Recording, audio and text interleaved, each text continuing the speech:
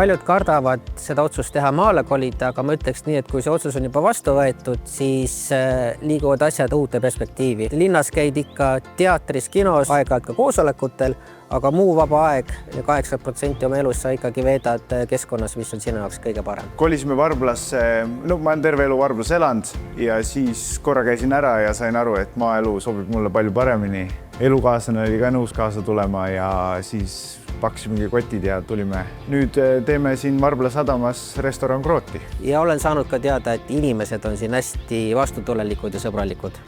Minu jaoks teeb Varbla imeliseks see, et siin on turvaline näiteks lapsi kasvatada ja üldse see loodus. Praegu on eriti lahe, kuna ma olen terve elu tegelen spordiga, siis külaselts ajab seda asja väga, et tehakse Varbla keskuses siis suurt spordiplatsi. Kindlasti toob neid noori Varblasse tagasi, kes on siit kunagi ära läinud. Mulle meeldib Varbla juures kõige rohkem siinne rahu, see keskkond, see loodus. Seda mitte kusagil mujal ma ei ole nagu kohanud. Mul on nii hea meel, et noored on nüüd lõpuks välja tulnud ja külaseltsi elu käima pannud. Siin ma võin jalutada läbi Männi metsa ja vastu tuleb meri. Ja kui mõelda vaba aja veetmise peale, siis kogukond on hästi aktiivne.